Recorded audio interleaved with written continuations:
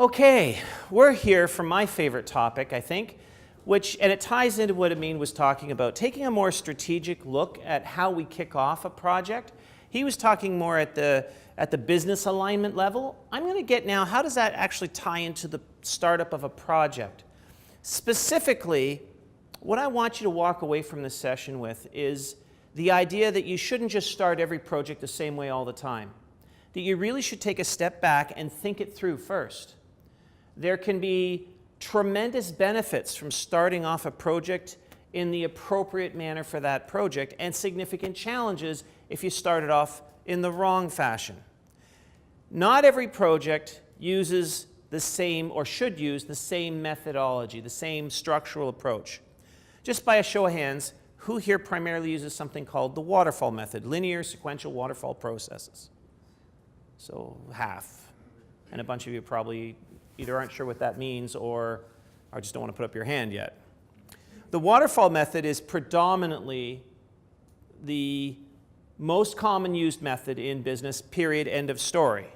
There are other approaches. Some of them are even way better in certain circumstances, but the waterfall method is the most common method used in business. It's a linear sequential process, and businesses love linear sequential processes because that's how most business processes are set up. And the sign-offs or gates or control points in Waterfall, when you move from the requirements phase into the design phase, there's some kind of approval there. And when you move from the design phase into the build phase, there's another kind of approval there. Those approvals are used by the business to control the project, and they love that. All those control points make sense from a business perspective. You can manage any project with Waterfall. Some projects it'll be a more natural fit, and some it'll be more of a challenge. What we're going to try and do today is show you 4 different ways you can structure a project. Basically, the 4 ways of structuring a project at a higher level. These are methodology families, right? One of them is Waterfall. One of them, you could guess, might be Agile. But there's a couple other options along the way as well. Waterfall and Agile are 2 ends of a spectrum. There's other stops along the way. And some projects are not cleanly Agile or cleanly Waterfall. They need some kind of a blend. So I'm going to show you all 4 approaches. So this should open up your mind, open up your thinking, and this should lead to far greater project success. And, more interestingly, very, very helpful conversations between the project manager and the project sponsor about how we structure our project to better achieve project success. Very interesting relationships are built through these kinds of discussions. Also, I can't just show you 4 models and leave you hanging. I'm going to show you a decision-making framework to how to choose the right approach for a particular project. Now, as I said, any methodology can manage any project, but some methodologies are the best choice for that kind of project, are in the sweet spot for that kind of project and its unique challenges. So I'm going to show you a decision-making framework that will help you get through this. Ask lots of questions as we go through. And when I get to the end, I'm going to have some fun with this. I'm going to throw some sample project types out at you and see if you can figure out which methodology might be the right choice. Then, if you'd like to be daring and bold, tell me a little bit about your project, and we can help walk through it and see which methodology might be the right choice. This might lead to some very interesting revelations. Certainly, the wrong choice for a project can be challenging. We've had some major failed projects over time because they chose the wrong methodology for the unique challenges of that particular project scenario. And I'm hoping to avoid those in the future for you once you've had your mind opened up. Leora told you a bit about myself. My name is Kevin Aguanno.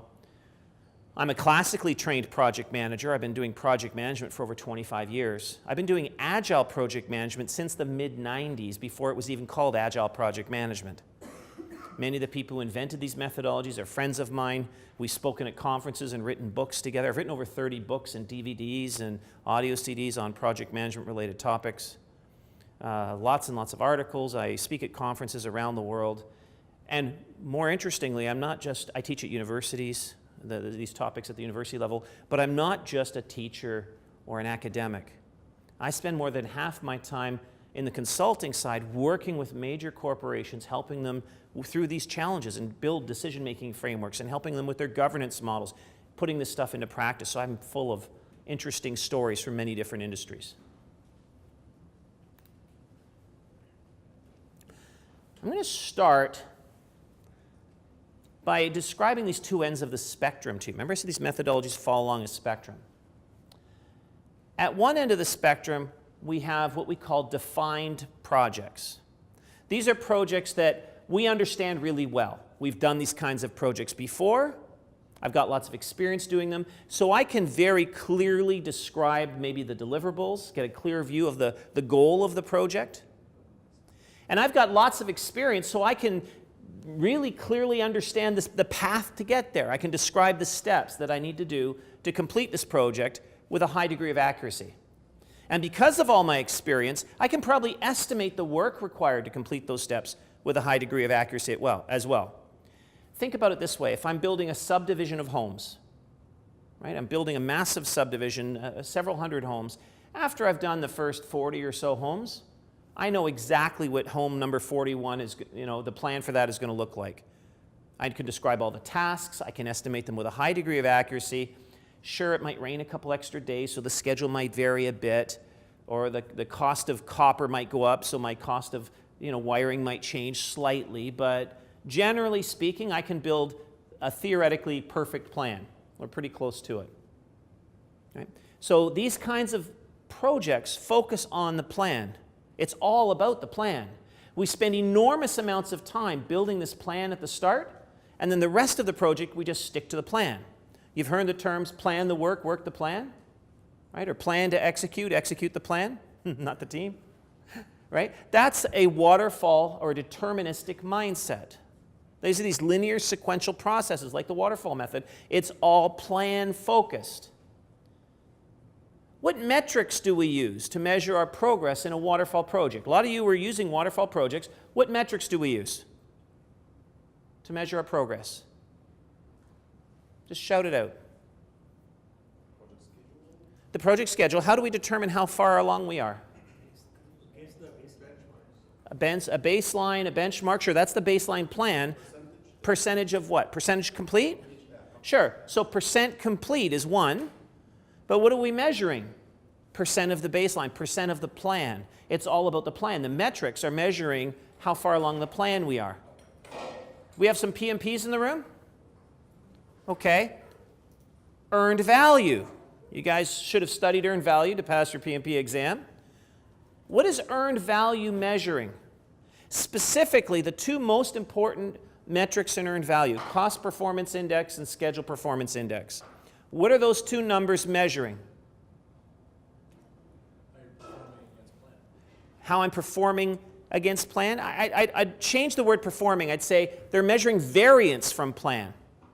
They're measuring variance from plan. Are we on track or not? And if not, how far off are we? That's our cost performance and our schedule performance. Again, plan-focused metrics. Without a solid plan, those metrics are useless. So the two most common metrics we use on waterfall projects are all plan-focused metrics. I like to describe the waterfall method as shooting a bullet from a rifle at a target. If I spend lots of time gathering requirements and doing design, I can get a clear view of my target. I can get a crystal clear view of my target. I can see the bullseye. Once I can see the bullseye, I spend lots of time estimating and planning. What's the estimating and planning? Trying to get the perfect aim at the bullseye. Once I have the perfect aim and I pull that trigger, the bullet leaves the rifle. Now the project is in flight. It's just going to follow that aim or follow my plan and hit the bullseye. That's the perfect world scenario. That works really, really well on certain kinds of projects.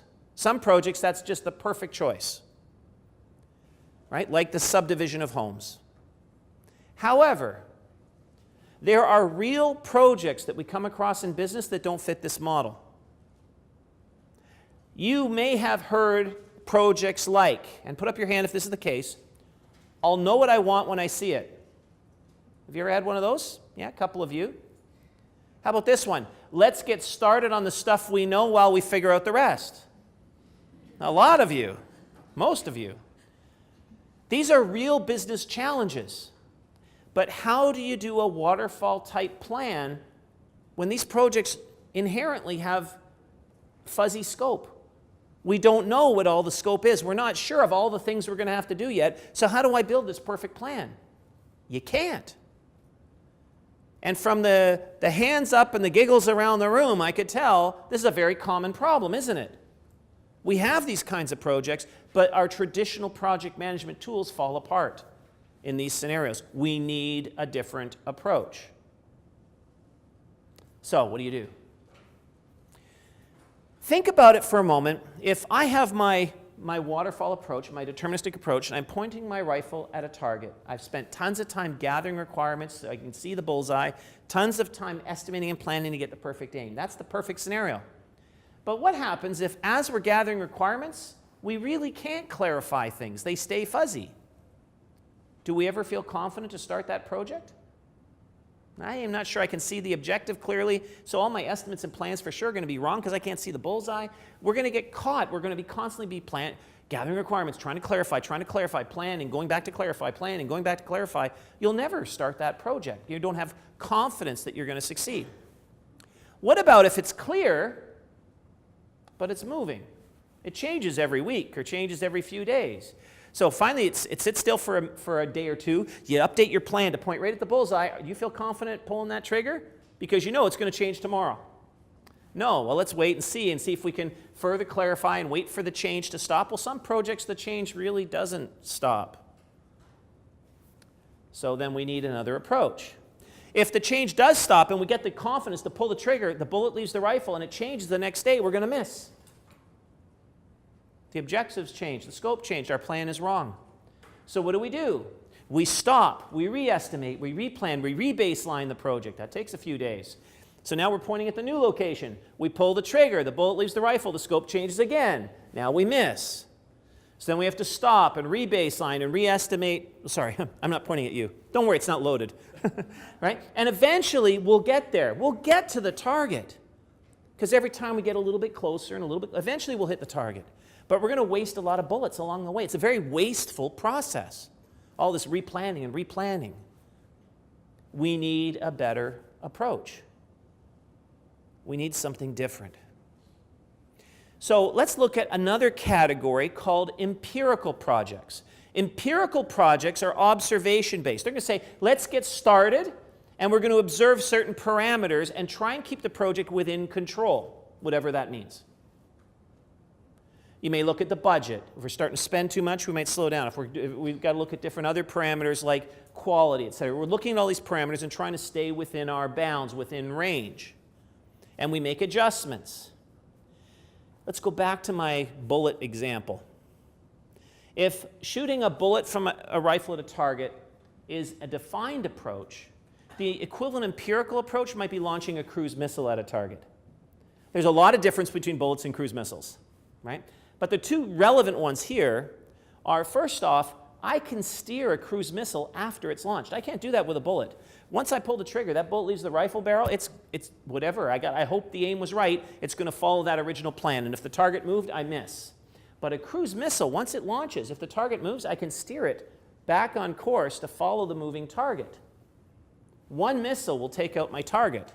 Whereas I may have to shoot lots of bullets at a moving target to hope to hit it. One missile will hit that target.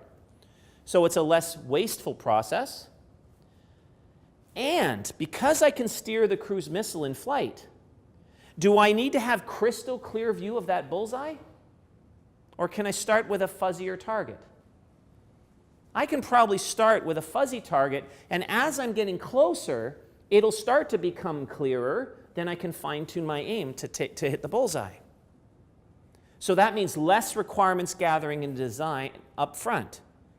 I still need to gather requirements, absolutely, and I still need to do some design. I need to know roughly where the target is.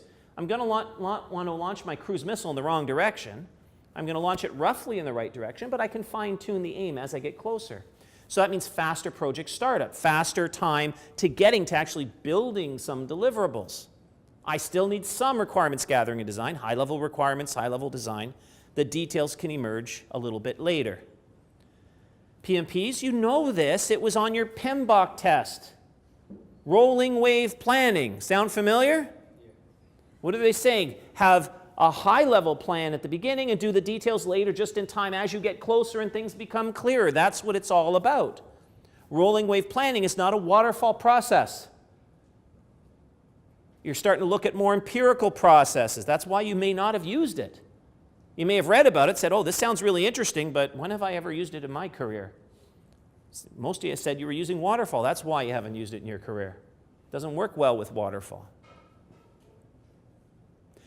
Also, if I only have high-level requirements of design, I don't need detailed planning to point at a bullseye I can't see yet. I just need high-level planning, get started, and we'll fine-tune it as we go. So faster startup, faster into execution.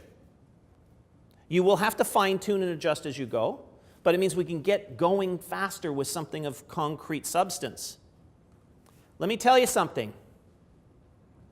The value that your project delivers comes from the deliverables themselves. The things that you're being asked to build, right? The systems, the buildings, the documentation, the things that you need that are deliverables that the business needs to use to generate value. You'll say, this report will help me come up with a better sales strategy. The whole point of this project is to come up with a new report, and this will help me drive new revenues. Or this building will allow us to store more materials. We'll be able to buy them cheaper in bulk, and we'll be able to save money. Every deliverable on your project probably is driving some business benefit that's on the business case, if it's a customer value deliverable. I don't want to spend enormous amounts of time planning to aim at a moving target, because that'll all be wasted effort. I want to do that stuff just in time as I get closer, as I'm building the deliverables. The deliverables are creating value themselves, not the plans. Your plan to create a deliverable doesn't directly create value, does it? It's a plan of how someday you might create value. The design document for a deliverable doesn't directly create the value. The output, the deliverable itself that you're trying to design, is what creates the value. So we need to focus on the right stuff. I'm not saying don't plan. I'm not saying don't do documentation. You need to. Your project will fail with no documentation in all likelihood. But let's be smart about it. Let's think this through before we start. Empirical projects are intended for high change scenarios, fuzzy scope, moving targets. I don't want to do too much of that work up front on things that are going to change later anyway. So I'll just start with high-level requirements, high-level design, high-level estimating and planning, and I'll fine-tune as I go. Remember I said there were two differences between a bullet and a cruise missile. One is I can steer the bullet in flight. The second major difference is for a bullet to take out my target, I pretty much got to hit it in the bullseye. For a cruise missile, I just got to land somewhere nearby. The blast will take it out anyway. So here's the difference, another difference. Defined processes like the waterfall method seek perfection. I want the perfect plan and perfect execution. That's why I have all these metrics measuring variance from plan. We're all so focused on perfection. Empirical projects say, I don't have to hit the bullseye, I just got to land the missile somewhere nearby. Empirical methods don't seek perfection, they seek an output that is good enough. Key word, good, or words I guess, good enough. How do I know what's good enough? I need a more nuanced understanding of the business case. To understand what is tolerable to the business. Is there some variance in quality allowable? Is there some variance in schedule? Does it have to be done next Thursday at 4:32 in the afternoon, or sometime between Wednesday and Friday is good enough for me? If there's some tolerance, then I got some wiggle room. I got some room to adjust. Right? My cruise missile doesn't have to hit the bullseye, it just has to be nearby. Same thing with budget. Do you have an exact budget down to the penny, or is it plus or minus 10, 15%? If there's some room in the budget, then that gives me a bit more flexibility in my outcomes that will be considered successful. So these empirical methods are for high change projects, and the methods themselves are looking at some tolerance in our outcomes. Where is there some room to maneuver? What this diagram is saying is that on really low complexity projects, low change, low risk, low technical complexity, then it doesn't matter which methodology you use, you've got a very high chance of success. Because frankly, if it's easy, it's easy. Right? And as the level of complexity goes up, the level of change, the level of risk, as the level of complexity goes up, your chance of success is naturally going to drop. If it's getting harder, your chance of success will go down. what's interesting is the difference between these two approaches. Defined methods, your chance of success drops quickly because your target just moved, your bullet's going to miss. Your plan quickly becomes irrelevant. That's why this drops so fast. In fact, it looks like a waterfall, doesn't it? Waterfall methods don't tolerate change very well. Empirical methods, your chance of success also drops, but it drops more slowly because we can steer that cruise missile and adjust and adapt. We're a bit more flexible. It will eventually drop, but drops more slowly. The shaded area is the difference between the two, which is your improved chance of success using empirical methods as you start to get into moderate to high levels of complexity. If your project is harder, empirical methods might make you more successful. Now, understand at some point, you're going to hit a wall, beyond which the projects are so nasty, so complex, so difficult, doesn't matter which methodology you're using, methodology is going to help you, you're in deep trouble. So this gives you an idea that sometimes, even if you just look at empirical versus defined, there may be scenarios, if you can peg your project against one of those, clearly a different approach might be more helpful in improving your chance of success. Now, in the real world, I don't say I'm going to use a defined process or I'm going to use an empirical process and that's it. Because there's different kinds of defined processes. There's different kinds of empirical processes. I promised I would show you the 4 major categories, and here they are. Any project can probably be easily broken down into one of these 4 categories. There is a defined process called Waterfall that we know quite well, a linear sequential approach. Then there's something called Iterative, an approach called Iterative, an approach called Incremental. Sometimes people use the terms iterative and incremental interchangeably. Don't. They're very different concepts, and I'll explain them to you. And then there's one that combines both iterative and incremental, and that's the Agile approach. Let me spend 15 minutes or so walking through this, because you really need to understand these 4. Just these 4 will help you change the way that you think about projects. Now, assume my project was 3 months long. And assume I had 3 categories of deliverables that I'm trying to produce. Say I'm going to build a park. Category A would be the landscaping stuff, right? Moving dirt, planting grass, trees, and flowers. Category B would be the carpentry work, building a jungle gym, building a swing set, building a bridge over a creek. And category C would be the miscellaneous other stuff I need in my park. I need a path, I need some garbage cans, I need some signs, maybe a water fountain, right? So we put some other stuff in my park. That's category C. In the waterfall method, at the beginning of the process, I would be gathering requirements of A, B, and C all together all at once during my requirements phase. Then there's a sign-off on requirements. And then I move into my design phase, and I design the solution for A, B, and C all together, all at once in parallel. And then I sign off on my design. Now I leave the design phase, I get into the build phase. Now I build A, B, C in parallel, and somewhere near the end I would test or verify or inspect A, B, and C to make sure they're done. That's the typical waterfall approach. And then I turn it over for acceptance for my client to look at it. Make sense for everybody? No?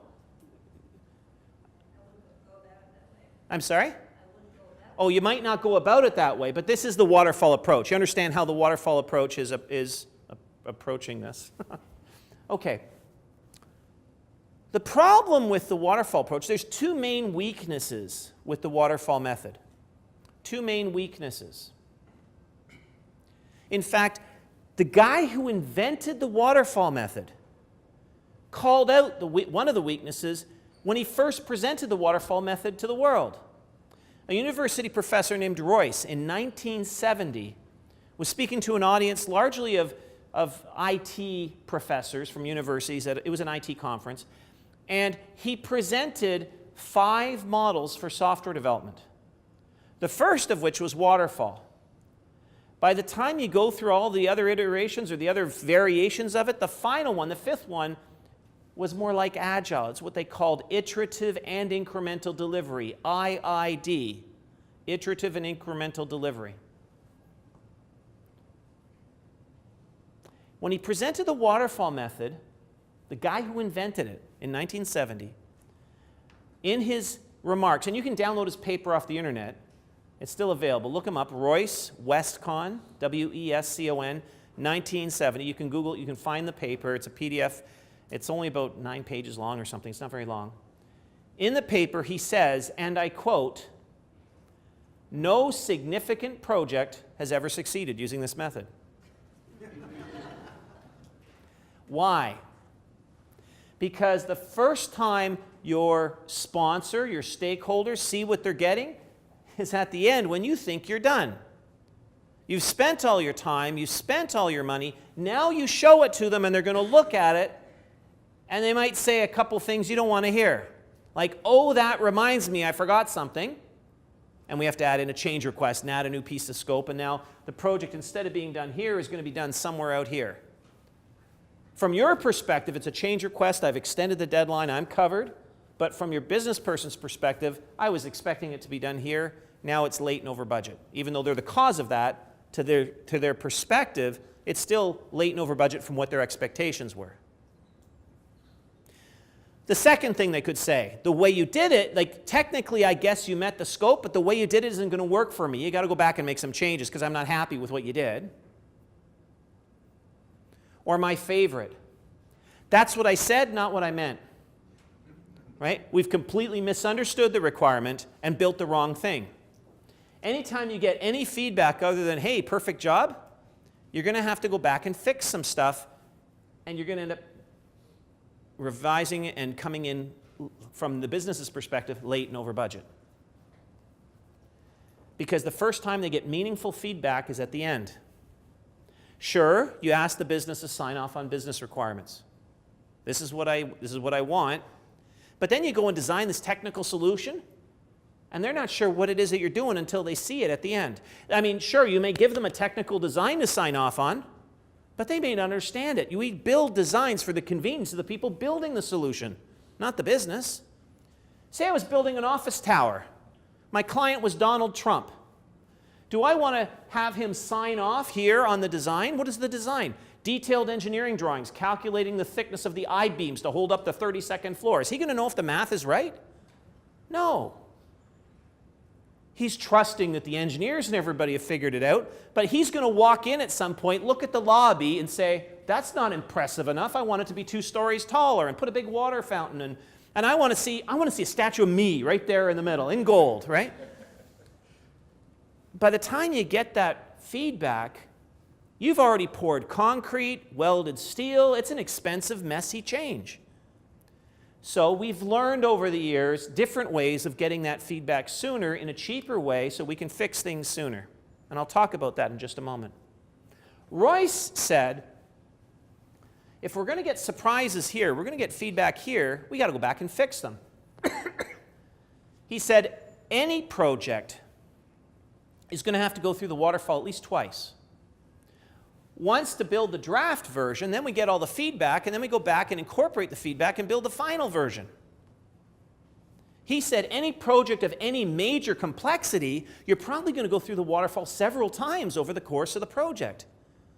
What is he describing? Iterative incremental delivery. His paper introducing waterfall was trying to sell people on a completely different approach. He said waterfall didn't work, let me show you something better, and everybody went and used waterfall. He was a very frustrated man. His son now is a university professor teaching software engineering, and he spent his whole career trying to save his dad's reputation. It's very sad about what's been happening. People misunderstood what's going on. So waterfall, one weakness is we get feedback too late to do anything about it. What's another weakness? There's 2 major weaknesses.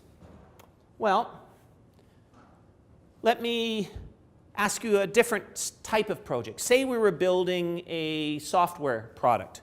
We're building a new software package. And say it was 3 months long. Say we're building Microsoft Word. Feature set A would be the basic stuff. Cut, copy, paste, typing in some text, opening and saving files, printing. The basic stuff. Feature set B would be all the features to make it look pretty. Changing fonts, changing margins, making things bold and italic. And feature set C would be manipulating text. Spell check, grammar check, mail merge, things like that. Then, in the waterfall method, I would gather requirements for all those features at the beginning, document them all, do all the use cases, everything else.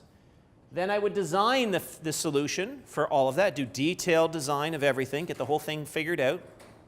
Then somewhere around here, I'd start building the software. And at the very end, I would test the software. And when the software is fully tested and working, I declare the project done. That's called a big bang deployment approach. Nothing's deployable until it's all ready, all at once, all at the end. Now, just some of you might be in the IT industry, I believe. If I had 3 months to design, build, and test a piece of software, 3 months, how much time would I actually spend testing? Realistically, what do you think? 2 weeks? You said a week? You know, I might plan on 2 weeks. That sounds like a reasonable amount of time, but you know how it goes. The project starts late, they're not going to change the end date. What do? We cut corners on testing, or development took longer than expected, we crunched the testing. You're lucky if you get a week, realistically, okay? So, say we had a 1 week project. Day 1, I test some stuff. And guess what? I found some defects. So day 2, I hand it away to the developers, go fix those defects and bring it back to me. They bring it back to me on day 3. What happens on day 3? We retest to validate that those defects were fixed. And say they were. Just perfect world scenario. They're fixed. I bet you those defects were blocking further testing. That means the last 2 days of my project, I'm still testing stuff for the first time. What happens if I find a defect? There's no time to fix it. You're left with what's called the Microsoft or Apple decision. Now, Microsoft sells its products through a vast distribution network. They sell it to wholesalers, who sell to distributors, who sell it to retailers. It needs to be in warehouses, and they sell it all over the world all at once. They make millions of copies of everything and release it all on the big day. Right? Everybody's lined up at the stores waiting for the doors to open so they can run in and buy the latest product. Be the first to get it. With such a complex business model, distribution model, and millions of retailers around the world, they can't go changing dates. It'll mess up their advertising campaigns, it'll mess up everything. So Microsoft always hits the date. So what do? I'm at the last couple days of my project, I found some new defects. What do? They say, I'm going to release it on time, on budget, with poor quality. We'll fix it later. They won't admit to poor quality. What they'll say is there's known defects in it, but we'll still release it and we'll fix those known defects later. Anybody tired of getting Windows updates every Wednesday? Right? That's the Microsoft strat, and they have to because their business model is so complex with distribution and everything else. We got to make it work. Yes? Everyone says don't use Microsoft 10 yet. Give it a few more months. Yeah. And then use it. I use it. Some things are improved. Some I'm waiting for the patches. Some things just don't quite do it for me yet. Okay. That's the Microsoft decision. Apple's different. Apple tends to sell more of their products direct. Apple has a more controlled distribution chain. You got to buy things from the Apple Store. You can't just go anywhere and buy all these Apple products. There's limited distribution, limited number of retailers. They have more control over the distribution network. Apple doesn't care if products are scarce. That drives up interest and demand and prices. They can charge more for them if they're scarce. So Apple would say, no. And their brand is based on quality. The Apple brand means quality. So Apple would say, no, I'm going to delay the launch of the product until we've got all the major defects worked out. Sure, there may be a couple minor things left, but we'll get all the major things worked out before we launch the product, and we'll launch it late and over budget, but with high quality. Now, if you're a business person, both of those options are not really good choices, are they? On time, on budget with poor quality, or late and over budget with good quality, both of those mess me up.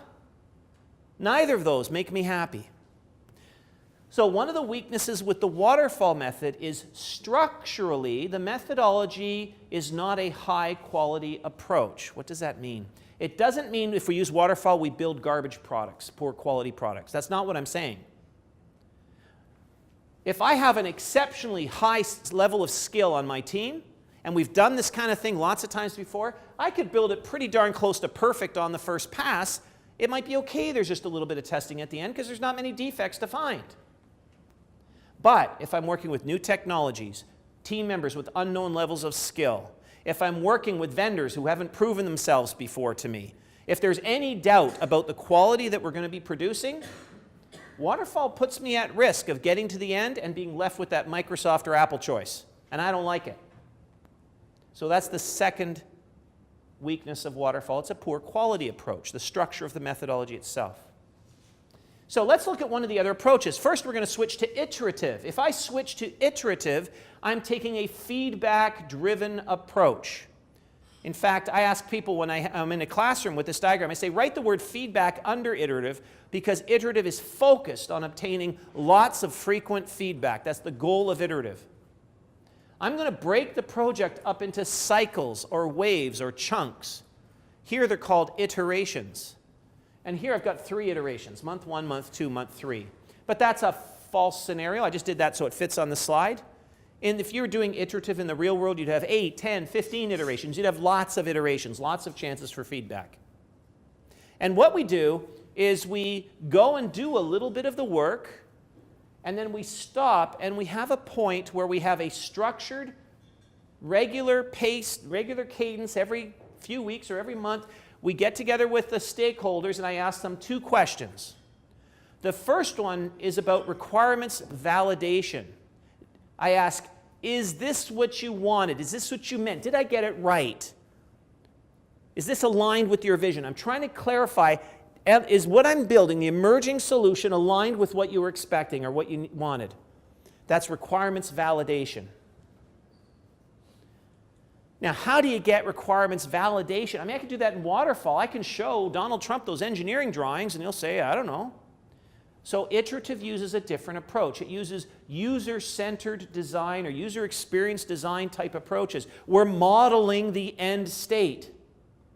So if I was showing Donald Trump, I wouldn't show him engineering calculations. You know what I would show him? A 3D CAD rendering of the lobby. And he can do a virtual tour, a virtual fly-through, because he says, no, I don't like it. It's just pixels on a screen or ink on a page. It's easy to change. It's cheap to change. I haven't poured any concrete yet. Or if I was old school, I would cut out foam core paper, cut and glue it, make a model of the building, put little plastic cars, trees, and people, put a glass case over it and say, come in, take a look. That's what it'll look like. What do you think? And he says, I don't like it. It's too boxy. Change the design. I can do that. It's just paper. I haven't poured any concrete yet. So these techniques have been around for decades.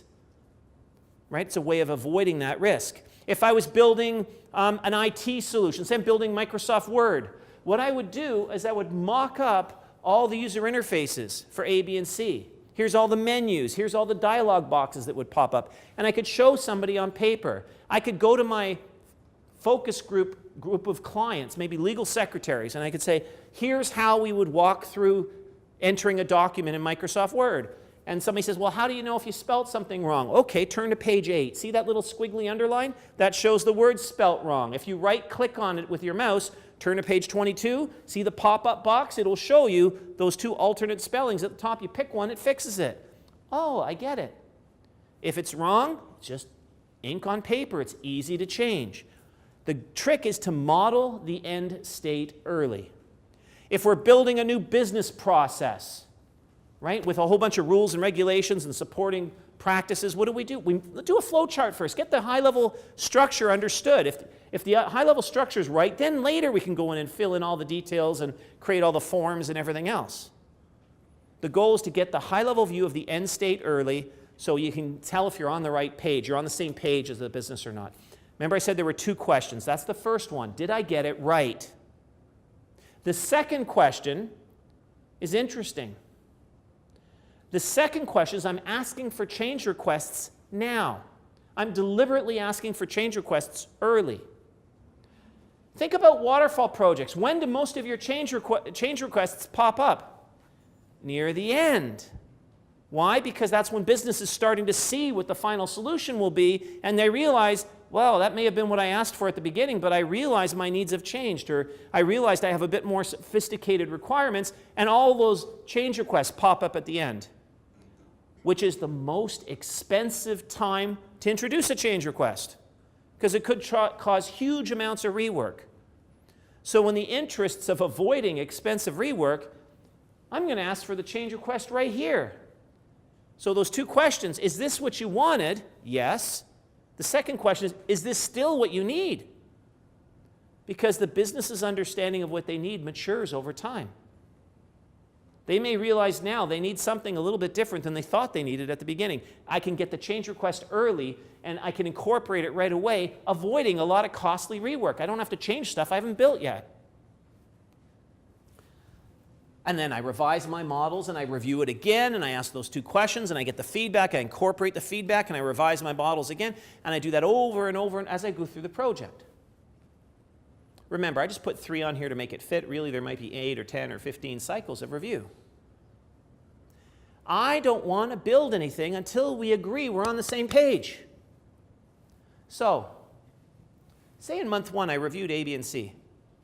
And we got here, and I showed it. Is this what you want? Is this what you meant? And the business says, A was exactly what I wanted. Perfect job. B, you're close, but I need a couple tweaks. It's close, but a couple little adjustments. And C, I don't know, were you daydreaming? What meeting were you in? That's not what I asked for at all. Then, I can't start building C. We're not on the same page. But I got feedback on B and C, so I go back and I revise my models to tweak B a bit and come up with a new version of C, but I got A right.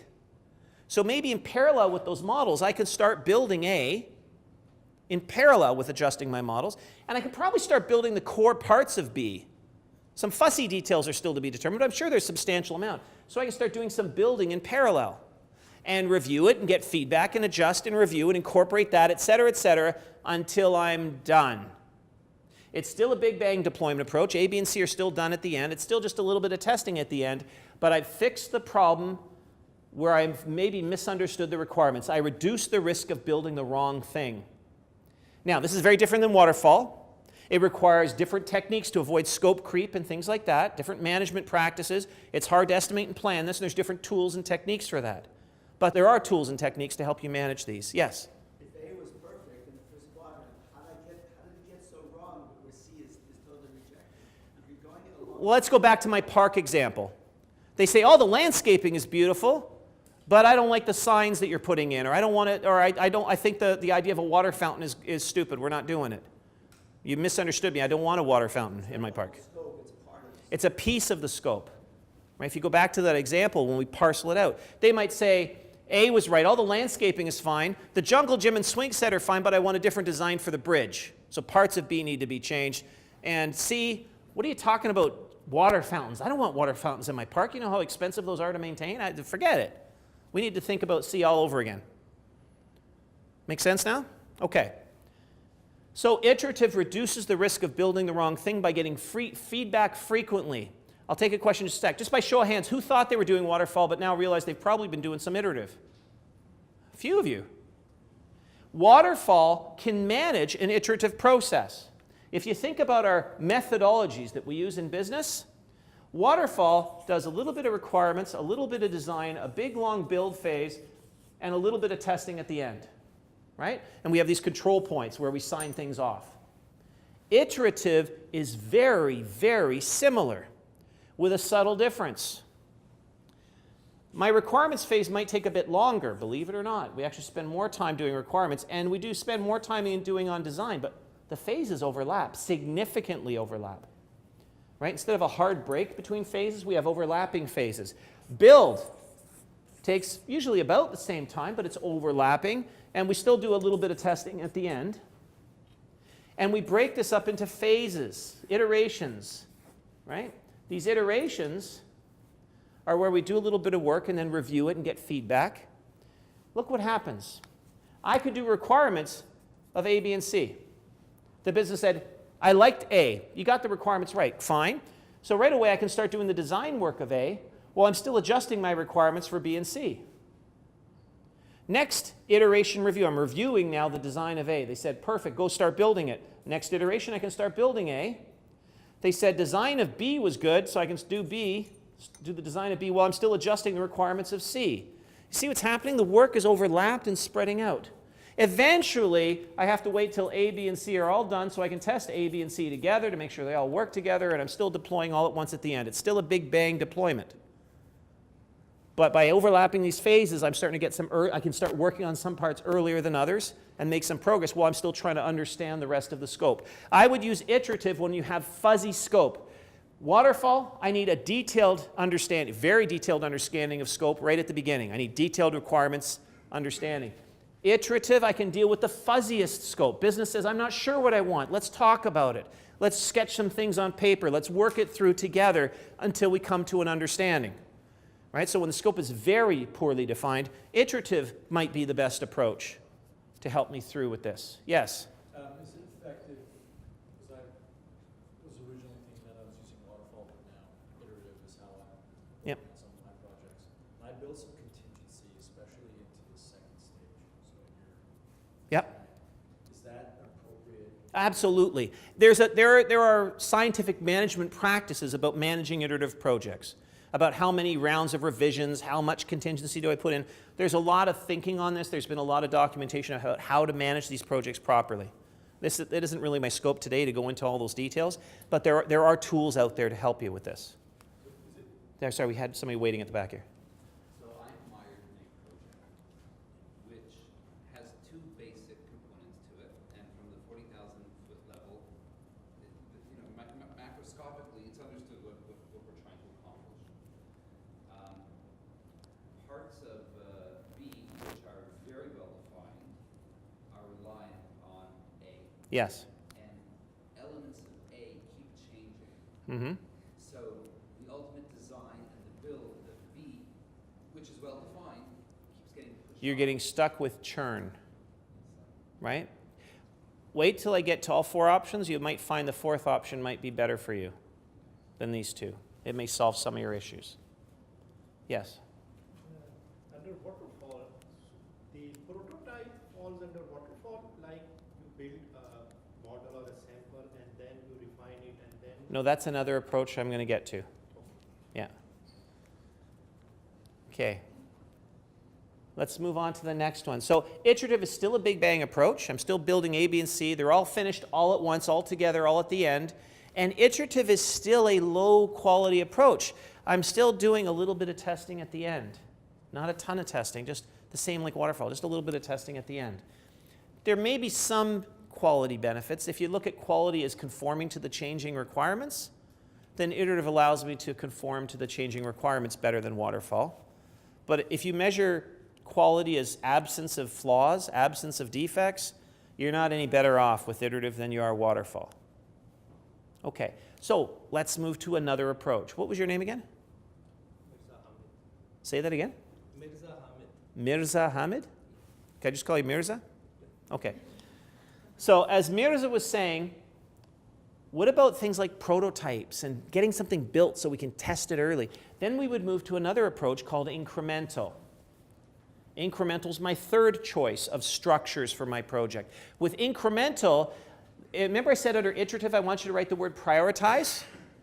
If I did that, then under incremental, or sorry, I said feedback, sorry, under iterative. Then under incremental, I'd want you to write the word prioritize. Incremental gets all of its benefits from careful, thoughtful, strategic prioritization. If we can prioritize things properly, benefits start to emerge that are quite interesting, quite surprising for some. So with incremental, I take my waterfall and I break it down into series of small waterfalls. Instead of a 3-month waterfall, I have 3 1-month waterfalls. What goes in each waterfall? Well, I take them by priority. I have my high priority, my medium priority, my low priority, my must-haves, my should-haves, my nice-to-haves. Let's go back to my park example. Right? I'd have my landscaping, my carpentry, and then I'd have my accessories, let's call it that. With the incremental approach, I need more than just very fuzzy high-level requirements because I got to prioritize them. I need some detailed understanding of the requirements, but I don't need all the fussy details that I have in Waterfall. If waterfall would be characterized as low-level requirements and iterative as high-level requirements, then incremental would be mid-level requirements. What I do with incremental is in the first month, the first cycle, the first wave, I do detailed requirements of A, only A. I've already done high-level requirements of everything so I can prioritize them, but now I do detailed requirements of just A. I do detailed design of A. I build A, I test A, and then A's done, finished, potentially usable. So if I'm doing my park, what have I done? I've designed, built, and inspected and finally approved all the landscaping. The dirt has been moved, the grass is there, the trees and flowers are there. I come in, I inspect it, I rubber stamp it, and I pay the invoice to that contractor, and they go away. Yes? It's waterfall, but it's smaller. Yes, it's a subset of waterfall. We're breaking it down into a series of little waterfalls. Now, at the end of A, I confirm, is B still my next most important piece, or have my priorities changed? And the answer is yes, it's still B. Okay, great. I do detailed requirements of B, I design B, I build B, and I test A plus B. Not just B. I have to test A plus B. Why? Well, I got to test the B stuff, the carpentry. I got to make sure they built the jungle gym and the play sets and the bridge properly. They need to be inspected.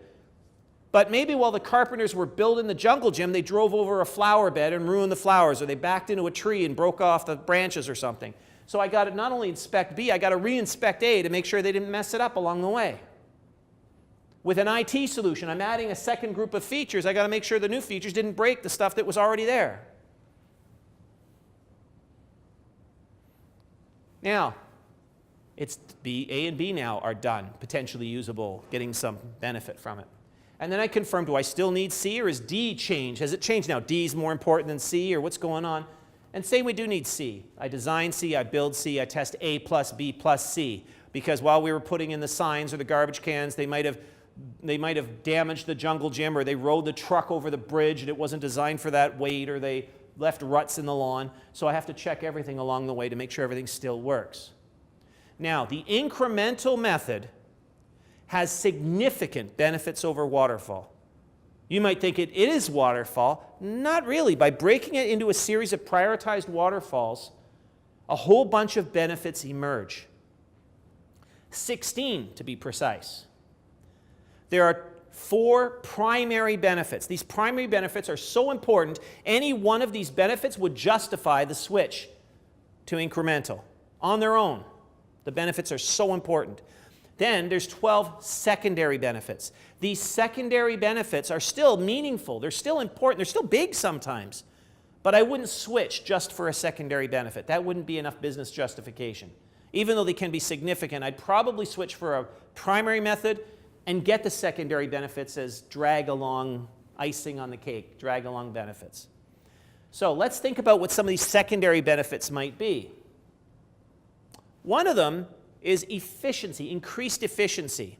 When do you do lessons learned on waterfall? At the end. The project's done. You're hoping, it's too late for this project, you're hoping some future project can benefit from my lessons learned. But with incremental, I can do lessons learned at the end of each chunk, each phase, each wave. These are called still, believe it or not, iterations. Even though we're on incremental, you'd think they'd be called increments, people still call them iterations. But at the end of each iteration, we still do lessons learned, and I can use lessons learned from month 1 to better plan the month 2 project.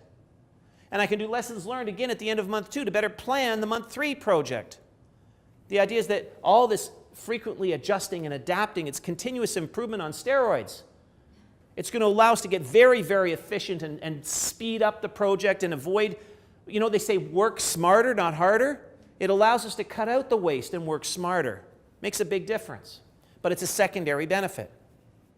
What about visibility?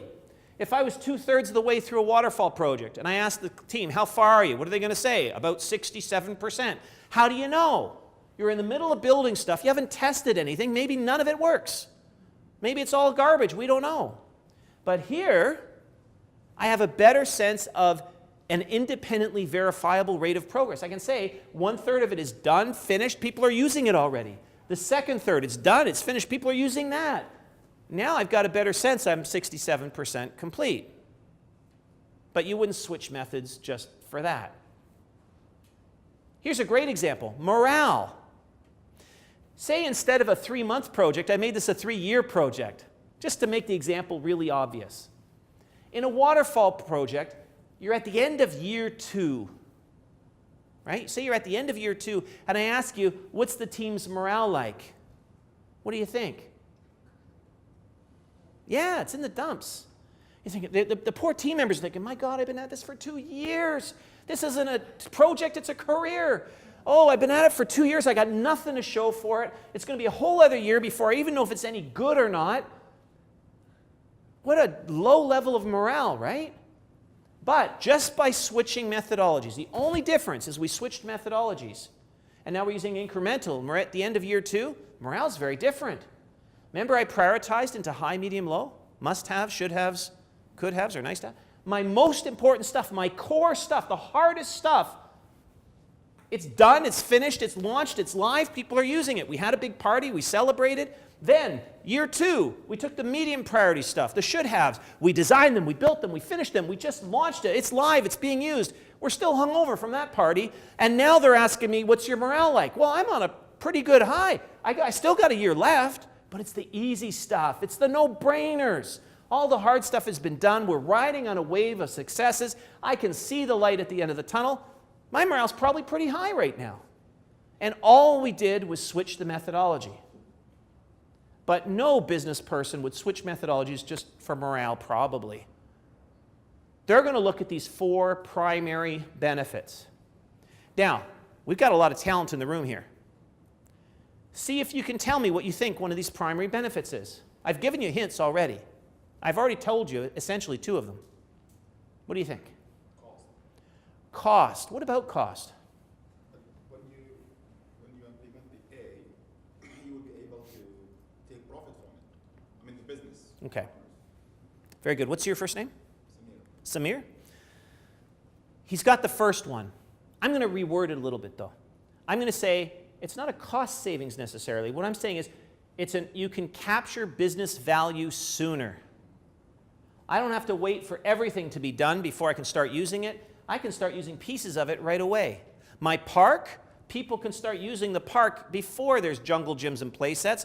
They can take their dog for a walk. They can go fly a kite, kick a soccer ball. They still have use of the park. They're getting benefits sooner. Then I add in the jungle gyms and swing sets. Now they're getting greater benefits from the park. And they can start using that while I'm installing garbage cans and signs and lighting and stuff like that.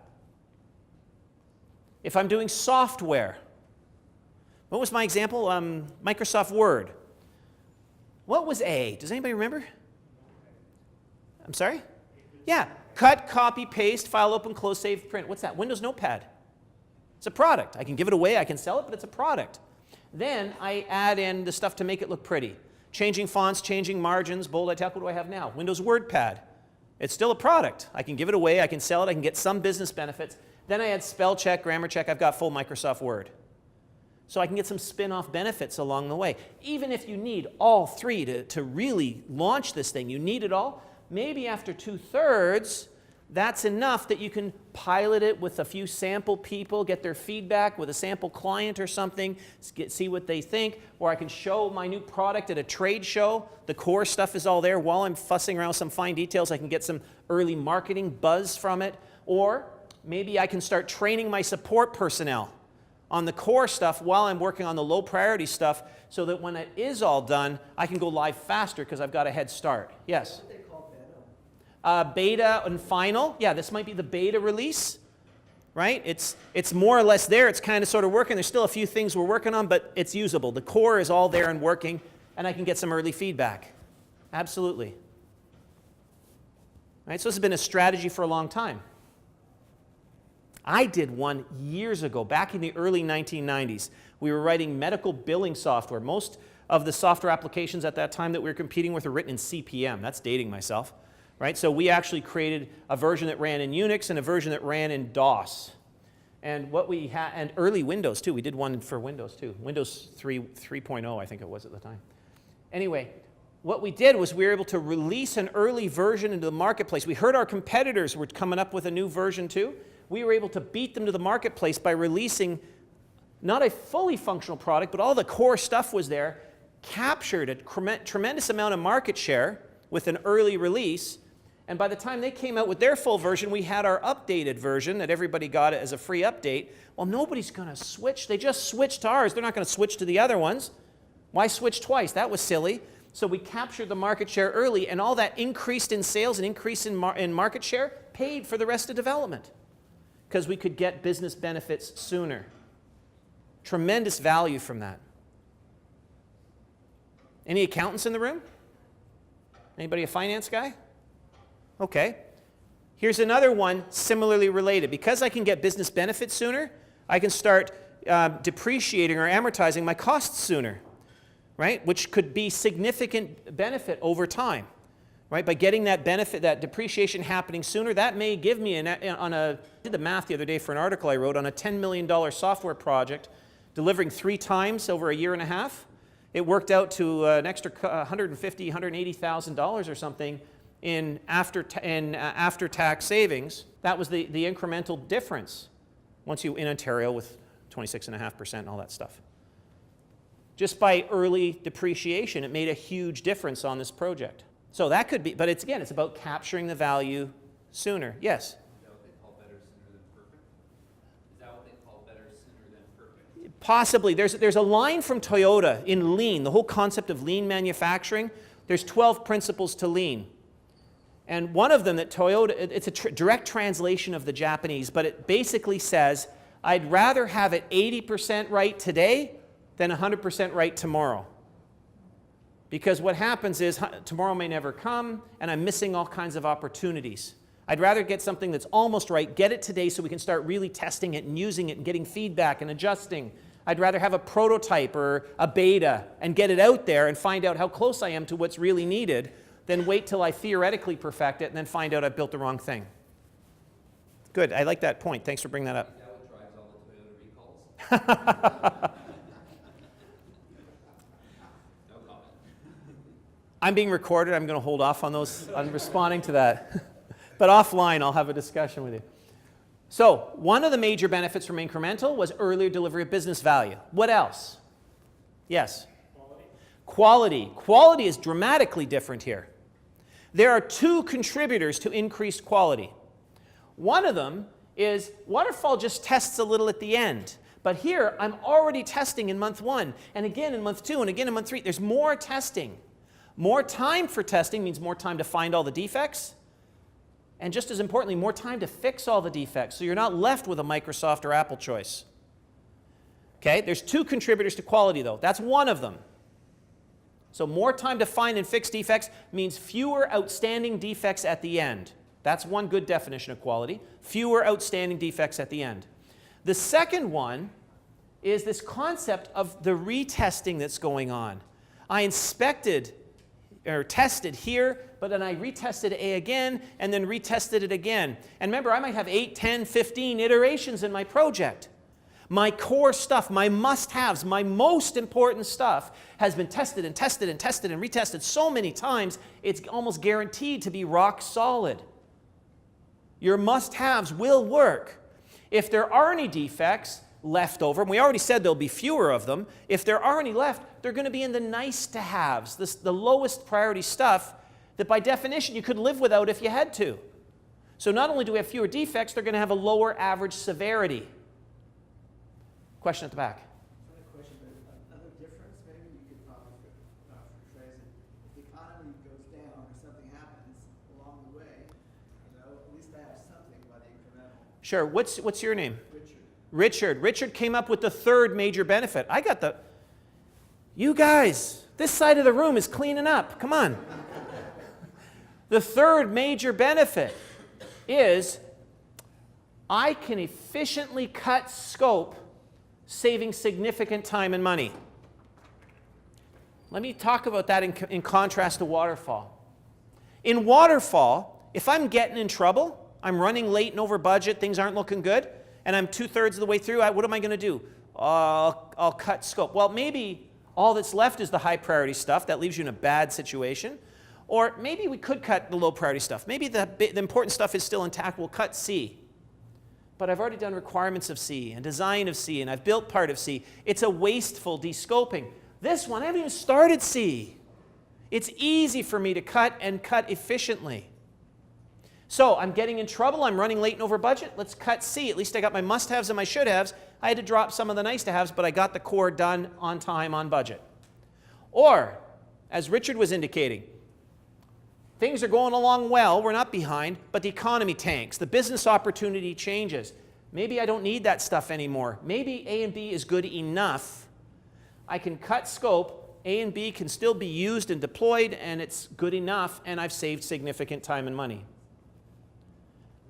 I mean, PMs are usually thrilled if they can bring their project in 5% under budget. They think they're a hero. Here I'm talking like maybe a third under budget. That's huge. We're not talking 5% under budget. There's a study from the Standish Group. They interviewed 3,500 CIOs. That's a statistically significant sample. We have to pay attention to this data. Although they're CIOs, what do they really know? But anyway, so we got 3,500 CIOs, and they asked them what percentage of features in your deployed applications are actually being used. Guess what? Half to 2/3 of the features are never used or are rarely ever used. Sound surprising to you? Microsoft Excel with the expansion packs in it has over 400 built-in calculations. Microsoft data shows that 99.7% of global users use no more than 8. 99.7%. Plus, minus, multiply, divide, count, sum, average, and if. I see eyebrows going up. Yes, there's an if. You're probably not using all 8. Not the multivariable regression analyses that are used by quantitative analysts in the bond trading industry. Sure, that stuff's there, but there might be a few dozen people that actually use that stuff. Most people don't touch it. So that's waste. What we're talking about is half to 2/3 of your IT budget is wasted. Now, this is a study specific to IT because IT has a particular challenge. You're building intangibles. You're building intangibles. So they asked them, why? And they said, because in our traditional waterfall processes, you make us sign off on the requirements at the beginning when we're not sure what the heck we want yet. But we know you're going to make it so hard to add those things in later, I better add them in now just in case. So we document all those requirements, get them signed off. Then we design a solution that includes all those requirements, even the stuff I'm not sure I need, but I put on the list anyway. Then I build that whole solution. Then I test that solution. Now I'm at the end. I turn it over for acceptance, and what do I hear? Hey, I was right. I didn't need those features. But it's too late. The money's been spent. That's the problem. We're building stuff people don't need. There's huge amounts of waste because businesses' understanding of what they need matures over time, and the waterfall method doesn't give them a structure in which they can efficiently adapt to that. This does. I know I need A. Let's build A first. B is the stuff I thought I needed. At the end of A, you can say, do I still need B? Well, yeah, I think so. Okay, let's build B next.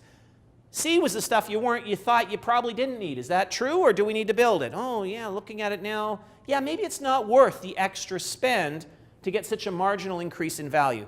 Let's stop now. It's good enough. Let's stop now, and we'll just drop that stuff, and we're done early, significantly early. Yes? Probably for Microsoft, it doesn't matter. I mean, you can charge the customer. If you're building a product for the consumers, it's a different story. But if you're building an internal IT system or an internal product or service for your own business or your own organization, this matters a lot because there's things you know and things things you don't know yet. If you prioritize them properly, you can get significantly down the road and realize maybe I've got the 80-20 rule, right? Maybe I don't need that last bit. I thought I did, but now I realize maybe I don't. And you can cut scope and save a significant amount of time and money. I'm an architect, so if I'm designing a single building, I can't use Incremental. Well, it happens all the time. A might be the core structure of the building, all the concrete. B might be your services inside the building, your conduit, your wiring and your plumbing. And C might be the fit out, the final finishings, the hardwood floors and things like that. You might know we're probably going to be doing hardwood floors, but you don't have to choose what kind of hardwood floors. You don't have to choose which colors until much later in the process. So once I've committed to my A, the rest of it's going to follow. I can't change like an IT or these. Okay. I'm not saying it has to fit. You're absolutely right. There are 3 key phases in any project that we have to respect. How are we doing time-wise? Okay, there's 3 key phases in any project that we have to respect. There's a plan phase, there's do phase, plan the work, do the work, and then there's the deployment or commission or launch of it, whatever you call it, depends on your industry, right? 3 key kinds of work. This boundary here is where we decide, are we done? Is the work done? So what kind of activities take place there? There's quality assurance type activities, testing, inspections, verifications. There's sign-offs. There might be some kind of gate reviews, gating. Right? It's really transferring ownership and risk from the people who build the solution to the people who are going to own and operate the solution. So there's some due diligence going on there. Then there's this boundary here between plan and do. This marker's done. Here we're doing our go or no-go decision. Are we going to do this project or not? That's an important business decision. It doesn't matter whether we're doing waterfall, whether we're doing iterative, whether we're doing incremental, little waterfalls, or if we're doing agile, I guess. Doesn't matter. We still need to go through these key phases. This sign-off from plan to allowing you to start doing is one of the most significant ones on the project. It's where we're approving the start of the spending of the real big bucks. Sure, during the planning phase, we're doing a bit of architecture work. We're doing a little bit of requirements gathering. We're doing some design. Sure, great, estimating. But there's a handful of people involved. It's a small spend. Once that is signed off and the project is officially approved, the business case is approved, now the big dollars get spent really fast. Right? We're buying materials. We got hundreds of contractors running around doing work. If you made a mistake here, by the time you found out, it'll be later in the do phase, it'll be a very expensive mistake. So there's a lot of due diligence that happens around this phase. This approval is based on a document. What do we call that document? The business case. A business case. As we heard earlier from Amin, a business case includes costs and benefits. You measure the costs, you measure the benefits, you compare them, you do a return on investment analysis and decide, is it worth it or not? I'm going to slightly contradict or put a nuance on something he said. In the real world, most of the time, nobody trusts the benefits.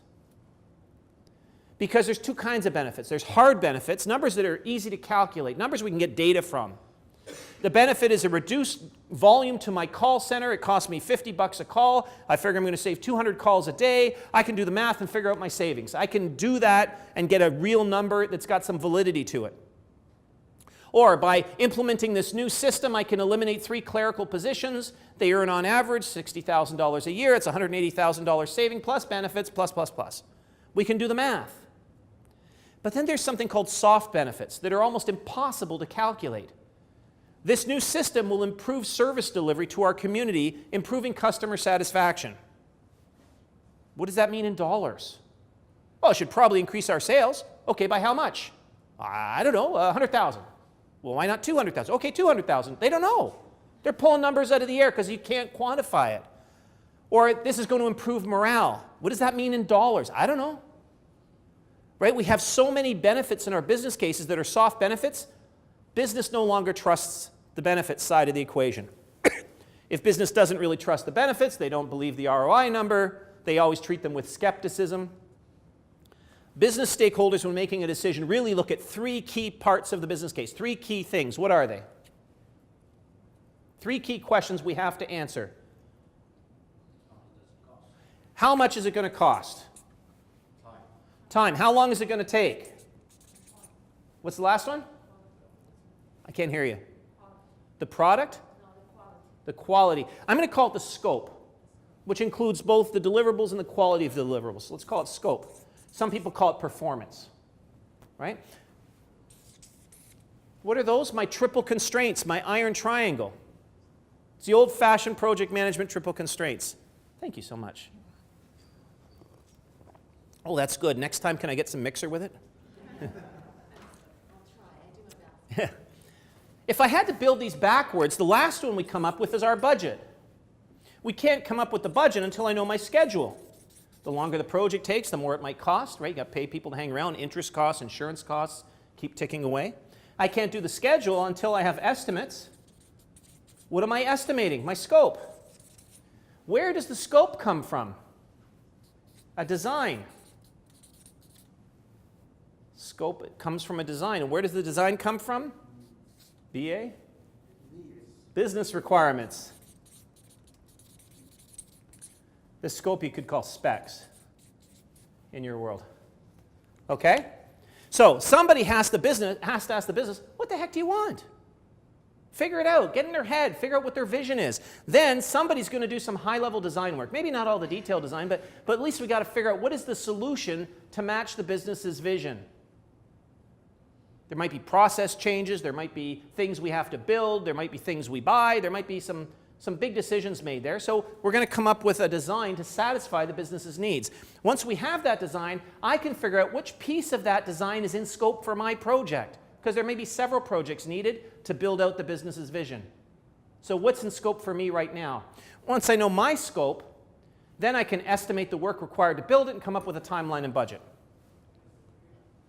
All of this should happen before we get into the construction phase. Before I get into this detailed work, looking at the incremental model, I should have already done some high-level requirements, some high-level design, have a vision of the scope. Why? So I can prioritize it. Say, these ones are high priority, these are medium, these are low priority. I've already done some design work. So I should already know what a rough idea, high level, what B and C look like before I start A, to reduce some of the rework costs. I don't want to build A and then say, oh crap, I forgot to leave holes for all the conduits to run through. Now I'm doing all kinds of core drilling. That's expensive and messy. It does, but if you've done this properly, you should have caught some of that stuff up front. Some of the detailed design can happen just in time later on. I know I need light fixtures down the hall. I can even calculate how many lumens of light I need to meet code, but I don't have to choose the light fixtures or calculate exactly where they need to go quite yet. We'll do that before we do the detailed electrical drawings. Right? So we do some calculations up front, but all the detailed stuff can happen later. So even in your world, this could work if you do it right. Okay, so we talked about higher quality, early delivery of value. We talked about the ability to efficiently cut scope. There's one missing, and that's early reduction of design risk or technology risk. If I'm using technologies I've never used before and there's a lot of uncertainty about whether they work or not, why would I do a whole bunch of the work like Waterfall, start testing at the end and realize the design isn't going to work or the technologies don't work? Here, in A, in the first month, not only do I do my high priority stuff, I can do my high risk stuff too. I can test my design theories with prototypes and proofs of concept. So I can do some experiments here to tell me if the design for B or C is even going to work before I get there. If I try month 1 and A fails, I can end the project right there. Better to fail quick and cheap than like Waterfall, you'd fail late and expensive. If I failed, but there's another approach, that didn't work, but I have another idea on how to do A. Okay, maybe in month 2 we try A again, and this time A worked. Great, so then I can do B in month 3. Oh, we ran out of time and money, but at least I got my must-haves and my should-haves. I had to cut the nice-to-haves, but at least I got the core and I eliminated all that technical risk early. If A does work, the first pass-through, those experiments and everything, then you know the rest of the project is going to be a walk in the park. Right? You've figured out all the risks early on. The rest should be fairly straightforward. Still a lot of work, but no risk. So there's benefits in putting the risky things in first. Those are the 4 primary benefits. Any one of those would justify the switch to an incremental approach. The 4th type I called earlier IID, iterative and incremental delivery. That's what Royce was actually talking about when he was trying to present this waterfall method, was IID. IID is how large complex projects were always built. Right? The Mercury space program, the US space shuttle program, 30 years, 40 years later, the Trident submarine, the Polaris missile system, the US air traffic control system in the 90s, the Manhattan Project. All of these were government-funded projects, either defense industry or aerospace industry, right? These were R&D projects as well as build projects. In the Mercury program, they had to figure out how to track something in orbit. They'd never done that before. They had to calculate launch trajectories and re-entry trajectories. They had to figure out how to keep a man alive by figuring out spacesuits and space capsules and re-entering without burning up. Most of these projects had heavy research and science in them to invent things. How do you estimate invention? Is it going to be your first experiment that works or your 100th experiment? We don't know. But there are techniques for doing this. Companies have been doing this for a long time. There's ways of estimating and reporting and tracking. These methodologies, with these IID, iterative and incremental delivery methodologies, were top secret. They were the competitive edge of the major defense contractors. TRW, IBM, Northrop Grumman, et cetera, Boeing, they all had their own methodology. There wasn't one in the public domain. That's why Royce taught in his paper and at the conference, he taught the waterfall method and these other methods. These are different ways of structuring software development. But IID was too complex to teach to first-year students. So all of his audience, who were professors, took the waterfall one and used that and taught all their students waterfall, and that's why we have the prevalence of waterfall today. Business likes it, and that's what was taught in university. IID is, out of the box, most IID methods are bloated and bureaucratic. Lots of forms and checklists and sign-offs. Anybody here use RUP, Rational Unified Process? It's an IID process, but it's heavy. Out of the box, there's lots of forms and checklists and process. It's rather bureaucratic. Agile is just the lightweight cousin of the IID methods. Structurally, it's the same. All we did was borrow this lean thinking from Toyota and strip out all the stuff we didn't need and focus on the essential core. So most of these Agile techniques are techniques that have been around for 40, 50 years, maybe longer. All we're doing is grouping all these methods that are intended for high change scenarios all into one family, one group of methods, and then strip out the bureaucracy. That's what Agile really is. We take A, B, and C and break them down into even smaller, more granular pieces. Out of Windows Notepad, what's the most important part? Cut, copy, paste, type in some text. Because without that, it doesn't matter if you can open and save. There's nothing open and save. So let's get that done first. That's A1. A2 might be the opening and saving files. A3 would be printing. B1, make it look pretty. Maybe we'd say changing fonts. Let's do that first because that's hard, that's complex. B2, well, that's changing bold, italics, bold, underline, italic, all the combinations. That's like changing fonts but overlapping different font changes. That's even more complex. So let's get the basic one figured out, then we can tackle that. B3, changing margins. No, it's a no-brainer. We're just moving text around. We'll leave that at the end. That's low risk. Okay, C1, spell check. We need that right away. C2, grammar check, and so on. If we prioritize carefully, I can still build something in waves, build it in chunks, test all the way through, lower risk by doing my riskiest stuff, like changing fonts and spell check, get that stuff figured out right away. So lower risk early. All the benefits of incremental that I talked about, early delivery of value. But where incremental only looks at one tiny slice of the solution, Agile tries to prepare high priority pieces from across the entire vision, so we always have our minds open to the high level goal. We don't get lost in the weeds. We always stay on track with the high level vision of what the business needs. Iterative has the entire high level vision done. Agile just pieces of the high level vision, but they're chosen carefully so we can always keep our mind open into that broader level of thinking, that more strategic level of thinking. Both of these methods are phased. We can deliver value in a phased approach. Okay, so what? So there's 4 methods. On high change projects, Agile's my best choice because it gives me efficiency. I can end the project early, I can capture value sooner, but it also gives me high quality. High change means high scope change. So quality here is defined as meeting the changing scope. Iterative allows me to meet the changing scope, but it's not very efficient. It delivers big bang at the end. I don't get early delivery of value.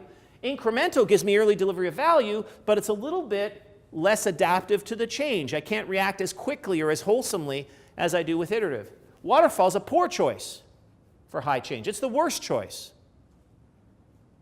On low change projects, it looks different. Waterfall it could be my best choice for low change. It's fast and cheap. It's the fastest, cheapest way to execute a low change, low risk project. It's a straight line between point A and point B. There's no retesting, nothing. There's just do everything once, you're done. However, it's low quality. Remember I said structurally, Waterfall doesn't give you good quality. The methodology doesn't contribute to quality. And here, in low change, quality is defined as absence of defects. So I've changed the definition of quality. But Waterfall's low quality, so is Iterative. But at least Waterfall's fast and cheap. It's better than Iterative. Agile or Incremental might be decent alternatives to Waterfall in a low change project if you need enhanced quality. If standard quality isn't good enough, if there's risk that your vendors won't perform or the technologies won't perform, Waterfall leaves you at risk. You might invest, pay more, in other words, be less efficient, and use Agile or Incremental for all the testing and retesting and retesting that goes on. You'll get better quality, but you got to pay for all that testing. So it's an investment decision. Do you want it fast and cheap, or do you want a little bit more expensive but higher quality? Do you need the extra quality? It's a business decision. So that may help you choose methodologies, but I suspect this might be even better. I created this for one of the banks, charged them 75 grand for it too. Well, this plus some presentations around it. I'm just giving it to you guys. So how do you choose the right approach? First, ask yourself, do I need lots of frequent feedback? Do I have to keep going back and say, is this right? How about this? Is this right? If the scope is well understood and well defined, I don't need that. But if the scope is a little bit fuzzy, then I need all that feedback. So that's my first question. If the answer is yes, there's fuzzy scope, I need that feedback, I know my choices are going to be Iterative or Agile, my two high feedback approaches. Which one? Well, it's my delivery strategy. Phased. I need phased delivery of value. High feedback phased delivery, it's Agile. Big bang and high feedback, it's Iterative. But remember, Iterative's low quality. If I need that enhanced quality, I'll pay more. I'll invest in enhanced quality and do Agile for all the testing and retesting and retesting, but I don't have to deploy it multiple times. I can just wait till the end and deploy it at the end. Agile gives me the option of deploying sooner. It doesn't mean I have to. Low feedback, right? I understand it. The scope is well understood. It's going to be Incremental or Waterfall. Which one? Incremental is the only phased delivery low feedback approach. That's easy. If it's Big Bang, it could be Waterfall if I can tolerate some quality issues, maybe. But if it's life or death or mission critical, I can't afford any defects, then I might want to pay for all the extra testing in Incremental and use all those iterations for the testing, retesting, retesting, but just deploy it once at the end, not deploy it multiple times, and I can still do Big Bang. Okay. Let me ask you a couple, how are we doing time-wise? Oh, well, okay. Let me ask you a couple questions. Say I was building a bridge, a highway bridge. The design phase is done. We're in the build phase of a bridge. Which methodology should I use? Let's walk through. Do I need the feedback? No, the design phase is done. So we're going to be Incremental or Waterfall. Which one? What's my delivery strategy? Big Bang or phased? Big Bang?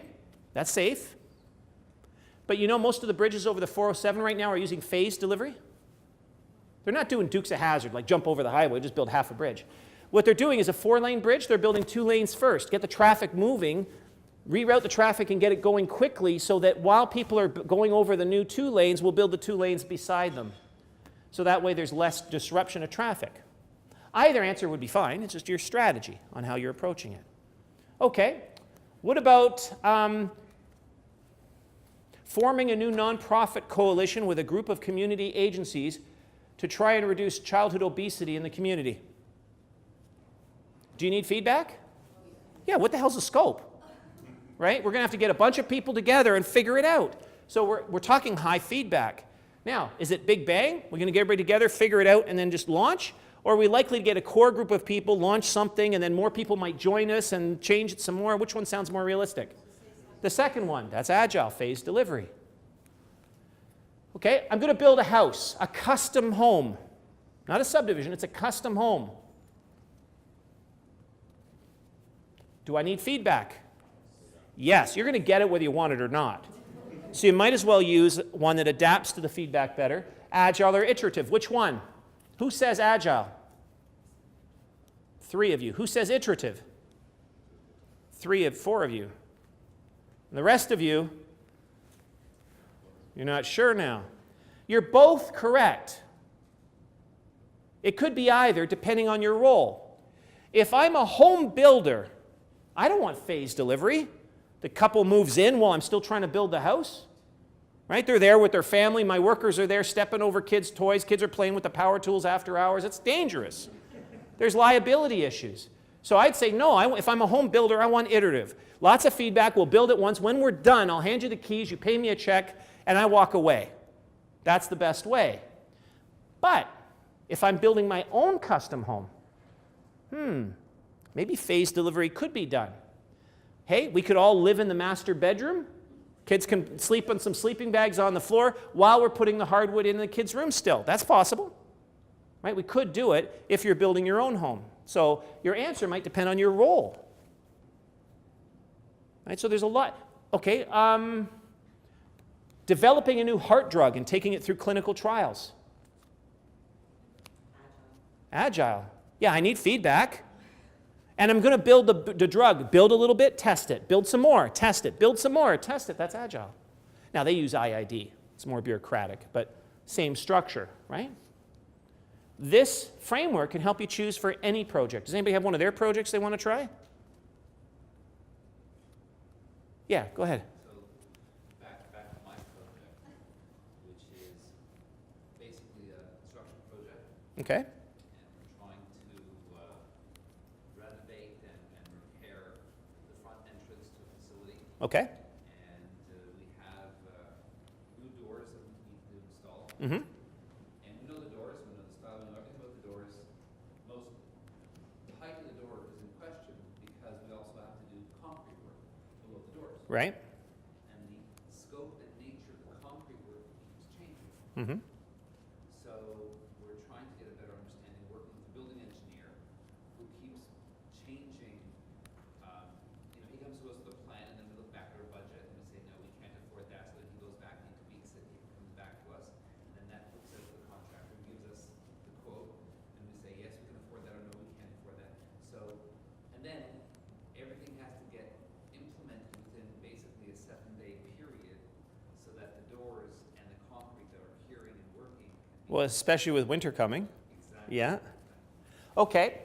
So, is the scope crystal clear, or do you need feedback? You need feedback, so you're on this end. Are you going to get all the feedback, finalize all the designs, and do the work all at once? Or are you going to do one piece, see how that goes before you do the next piece, before you finish designing the second piece? In other words, you're going to do the concrete first.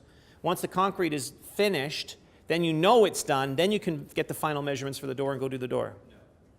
You can't because it takes too long to order the materials. And Right. You have to be able to order the doors. right, so you may have to use an iterative approach for that project. You're going to go through many rounds of revisions on the designs and the mock-ups until everybody agrees. The concrete guy agrees, the door guy agrees, and then we finalize, stamp the plans, and just go build the darn thing. Right, it's taking too long. Iterative has a risk of that. It tends to have scope creep and it tends to drag on. They're famous for going late, those approaches. So is this helpful? Okay. What I want you to do is before you start any project, think it through first. What's the strategy? Which methodology best helps me? I already said waterfall. A waterfall approach can manage waterfall. It can manage iterative if you overlap your phases and allow for more in-progress reviews and use these user-centered design practices. Waterfall can manage incremental. It's just a series of little waterfalls. In fact, incremental is our most common program management approach in business. What's a program? A group of related projects operate in a coordinated way to achieve an objective. Those are just the little iterations. The only one that needs something different is IID or Agile, because to combine iterative and incremental together, we need a new methodology. We need a new approach. So that's why Gartner Group, the analyst firm, says they recommend in the IT industry that all IT organizations go bimodal. They talk about bimodal IT. What are they talking about? I need waterfall and Agile. Because if I have those two methodologies, I can do any of the four.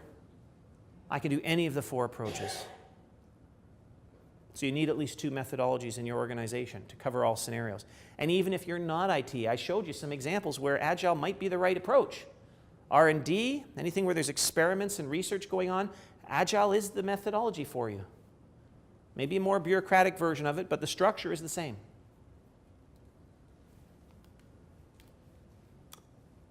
Thank you very much.